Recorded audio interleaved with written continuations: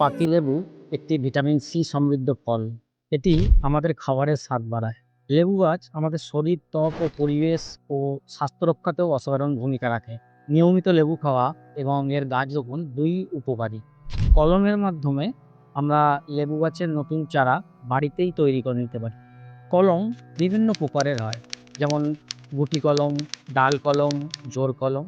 তবে এর মধ্যে গুটি কলমই হচ্ছে সবচেয়ে সহজ এবং জনপ্রিয় পদ্ধতি। আপনারা এখন যে লেবু গাছটি দেখতে পাচ্ছেন, এটি হলো একটি বারোমাসি লেবুর গাছ। এটিতে সারা বছরই লেবু ফলে। এটি সারা বছর ধরেই ফল দেয়। এটি ৩ টে সিজনে এই লেবু গাছটা ফল দেয়। এখন আপনারা যে ফুলগুলো দেখতে পাচ্ছেন, এখানে কিন্তু অজস্র ফুল ধরেছে। এবার এই যে এত ফুল ধরেছে, এই ফুলের কিন্তু সবগুলোই লেবু হবে এরকম নয়। এর থেকে বেশ কিছু সংখ্যক লেবু হবে এবং অনেকটা পরিমাণে লেবু হবে। আর এর মধ্যে কিছু ফুল আবার ঝরেও যাবে বা সেগুলো থেকে পাতিলেবু আসবে না। মানে সব ফুল থেকে কিন্তু আপনার লেবু হবে না। এই সমস্ত ফুল থেকে যদি পাতিলেবু হয়, তাহলে কিন্তু পুরো গাছ একদম পুরো নুয়ে পড়বে এবং প্রচণ্ড পরিমাণে আ সেটা গাছ ভারী হয়ে যাবে। তো ১ম এই এটা বুঝতে হবে যে এই যে ফুল দেখতে পাচ্ছেন, এর থেকে কিন্তু সব আ ফল হবে না। এই ফুলগুলো থেকে সমস্তগুলোই ফল হবে না। এবারে আমরা চলে আসি আজকের ভিডিওর বিষয়বস্তুতে। আমরা এই লেবু গাছ থেকে একটা গুটি কলমের মাধ্যমে আমরা নতুন চারা তৈরি করব। এটা আপনি বাড়িতেই করতে পারবেন, খুব সহজেই করতে পারবেন এবং এটা আ খুব নামমাত্র খরচে বা প্রায় নিখরচায় আপনি নিজেই বানিয়ে নিতে পারবেন। আপনি মার্চ মাস থেকে আগস্টের মধ্যে গুটি কলম করতে পারবেন। এই সময় করলেই সবথেকে আপনি বেস্ট রেজাল্ট পাবেন। গুটি কলম করার জন্য আপনাকে যেগুলো নিতে হবে, সেখানে থাকবে একটা ছুরি, পলিথিন কাগজ, সুতো এবং সর্বোপরি একটা মাটি বা একটা মাটির মিশ্রণ পেস্ট আপনাকে তৈরি করতে হবে। ১ম এ আপনি গাছ থেকে একটা ডাল নির্বাচন করবেন। এই যেমন লেবু হচ্ছে এইরকম গাছ থেকে, যেটাতে আপনি অলরেডি ভালো লেবু পেয়েছেন। তো এই লেবু গাছ থেকে ১ম এ একটা আপনাকে ভালো ডাল নির্বাচন করতে হবে। এই ডালটা ১ ফুটের বেশি লম্বা হবে এবং চেষ্টা করবেন এই ডালটা যেন খুব কচিও না হয় এবং খুব পুরনো ডালও না হয়। ১ম এ আপনাকে একটা মাটির ডেলা বা পেস্ট তৈরি করে নিতে হবে। এই মাটির পেস্ট তৈরি করার জন্য আপনাকে নিতে হবে ১ ভাগ বালি, ঠিক আছে? এই বালিটা আপনি একটু জলে ভিজিয়ে নেবেন। আর নেবেন ১ ভাগ গোবর সার নেবেন। এই গোবর সারটা কিন্তু মোটামুটিভাবে আপনি আ আ ১.৫ থেকে ২ বছরের পুরনো গোবর সার নেবেন। ঠিক আছে? গোবর সারটা কালো হয়ে থাকবে। নতুন গোবর নয় কিন্তু পুরনো গোবর কালো হয়ে থাকবে এবং দেখে নেবেন এর মধ্যে যেন কোনো আ পোকামাকড় বা কেঁচো যেন না থাকে। আর ১ ভাগ নেবেন মাটি। তো এগুলো দিয়ে একটা ডেলা তৈরি করুন। ঠিক আছে? এবার এক্ষেত্রে যদি গোবরের সাথে বালিটা না মেশে অনেক সময়, সেক্ষেত্রে এটাকে আরেকটু মাটির ভাগটা বাড়িয়ে নেবেন। এরপরে গাছের একটা সুস্থ সবল ডাল নির্বাচন করুন।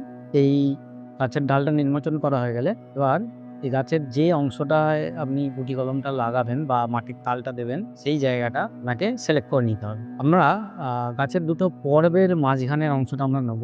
পর্ব থেকে অ্যাকচুয়ালি এই মূলটা বেরোয় এবং মাটিটা এখানে পেস্ট করতে হবে। এই তালটা এখানে নিতে হবে, মাটির তালটা। তো তাহলে আমরা কি করব? ১ম এ সেই জায়গাটার উপরের যে আ ছাল বা বাকল আছে, সেই বাকলটা তুলে দেবো। মানে গাছের ওপরের যে চামড়াটা আছে সেটা আমরা তুলে দেবো। তো এখানে আমরা দেখুন ১ম এ গাছের সবুজ চামড়াটা তুলে দিচ্ছি।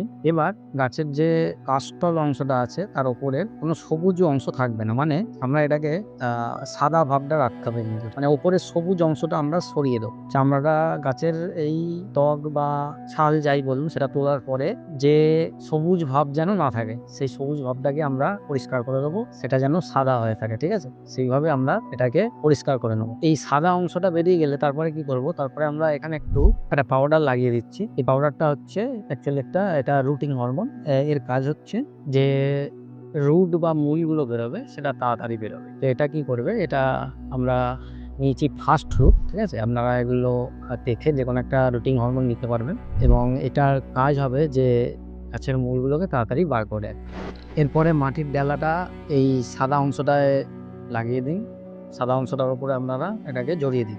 তারপরে আমরা যেটা করব সেটা হলো একটা পলিথিন পেপার বা কোনো আ প্লাস্টিক কাগজ দিয়ে এটাকে আমরা জড়িয়ে দেবো, ঠিক আছে? এটা জড়িয়ে দেবো যাতে এতে ডাইরেক্ট জলটা না পায়। তাহলে কি হবে, এই মাটির ভেতরে আর্দ্রতাটা বজায় থাকবে। এটাকে আমরা সুতো দিয়ে বেঁধে দেবো। এবার প্লাস্টিক না দিয়েও করা যায়। আমরা সেক্ষেত্রে নারকেল ছড়া ব্যবহার করতে পারি। এইভাবে যে কলমটা হলো, এটাকে আমরা এরপরে কেটে নেবো। এটা নরমালি আপনার 40 থেকে 45 দিনের মধ্যে এখান থেকে মূল বেরিয়ে যাবে। নতুন চারা তৈরি হয়ে যাবে লাগানোর জন্য। তো আমরা এটাকে কি করব, এখান থেকে যখন আ এর মূলটা বেরিয়ে যাবে, তো আমরা নরমালি 40 থেকে 45 দিন অপেক্ষা করব। তারপরে এটাকে কেটে আমরা যেকোনো টবে বা একটা গ্রো ব্যাগে লাগাবো। তো লাগিয়ে গ্রো ব্যাগ থেকে লাগানোর পর তারপরে কি করব? তারপরে আমরা এটাকে যে জায়গায় এটা থাকবে সেই মাটিতে পরবর্তীকালে আমরা মাটি খুঁড়ে বসিয়ে দেবো। এটা বর্ষার সময় করা সবথেকে ভালো হবে। এতে কি হবে, মাটির গাছটা খুব সহজেই ধরে যাবে। মানে গাছটা খুব তাড়াতাড়ি এটা মাটির সাথে কিন্তু অ্যাডজাস্ট করে নিতে পারবে। একটু রেইনি ওয়েদারে, মানে একটু বর্ষার সিজনে এটাকে কেটে আমরা বা গ্রো ব্যাগ থেকে নিয়ে আমরা ডাইরেক্ট যেখানে মানে এটা সবসময় থাকবে সেই জায়গায় বা মাটিতে আমরা এটাকে খুঁড়ে বসিয়ে দেবো। এবং আমরা দেখবো এটা ইজিলি কিন্তু গাছটা থেকে নতুন আবার পাতা গজিয়ে যাবে এবং গাছটা সম্পূর্ণ নতুন গাছের মতো, সম্পূর্ণ একটা গাছের মতো এটাতে শাখা-প্রশাখা বিস্তার করবে এবং গাছটা নরমালি মাটির মধ্যে সেটা ভালোভাবে তৈরি হয়ে যায়।